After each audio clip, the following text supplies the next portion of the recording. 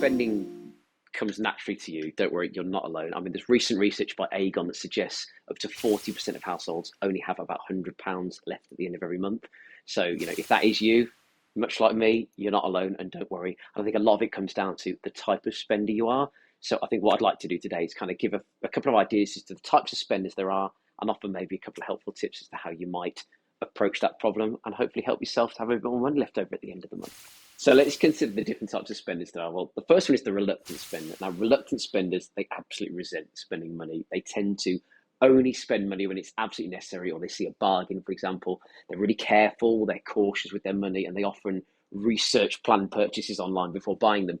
Now, they seek out deals, discount codes, vouchers, offers, and they rarely spend more than they need to on anything. And they're probably going to favour practicality over desirability, and they probably avoid treating themselves ever. But sometimes reluctant spenders end up buying items they don't need just because they're on offer. And ironically, this can lead to wastage and probably unnecessary spending as well. So in this instance, for the reluctant spender anyway, the value probably outweighs the need. Now, I've got a couple of tips for any reluctant spenders out there. So ask yourself when you're buying something, is the item you're buying absolutely essential or not? Because just because something's a good deal doesn't make it any more necessary. And the other thing I'd say is don't be afraid to spend money where the benefit isn't immediately obvious to you. For example, on insurances such as income protection that are designed to boost your financial resilience. So another type of spender is the comfort spender, or probably better known as an emotional spender. So they see shopping as a form of therapy, spending on things that they think gives them immediate joy or a sense of satisfaction until they probably see the credit card bill at the end of the month. And it's that instant gratification that they get that means they probably overspend, and usually on non-essential stuff like clothes and shoes and things that they probably wear infrequently. And it's probably hard for them to keep track of money and their spending because they don't tend to budget well, and they probably run out of money every month very quickly. And it's really, they get this feeling of comfort from spending, and that kind of outweighs the risk or the costs associated with spending for comfort. And I've got a couple of tips for comfort spenders. So if that sounds like you, try and keep track of your spending. So most banks now offer things like online apps and tools that summarize your spending by category, so you can see where you might be spending over your budget. And once you know where you're overspending, try and limit the amount you spend the next month. So set yourself strict limits and keep track of what you're spending, and try and manage that month by month so you're not overspending unnecessarily.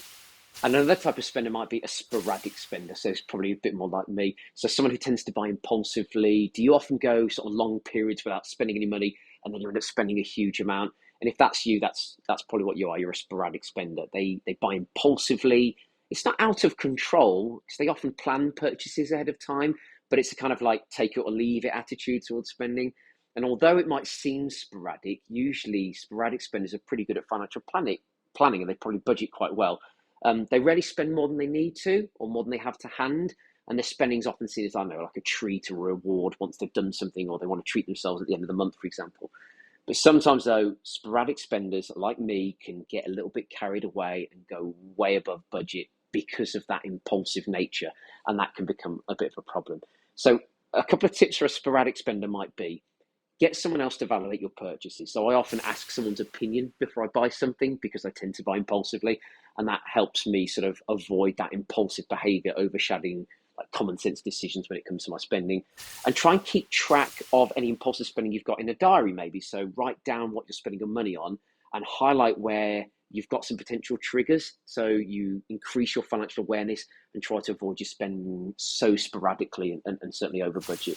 And then the final type of spender might be a social spender. So this is someone who maybe always looks $1,000,000, dressed out, looks really, really good, loves posting it on social media, but probably don't have the bank balance to match their appearance. So if that's you, you're probably a social spender. You tend to follow trends. You must have the next big thing, or the latest mobile phone, or the latest accessory, or the most fashionable pair of trainers, for example. You're probably influenced by online trends. You probably like spending more than you ought to just to kind of remain current. Maybe even getting into debt to try and keep up those appearances. Now, if that's you, the problem with that is that you're probably poor at managing money. You probably tend to end up living hand to mouth. So each month you're probably looking at your bank balance and going, oh God, I've spent money.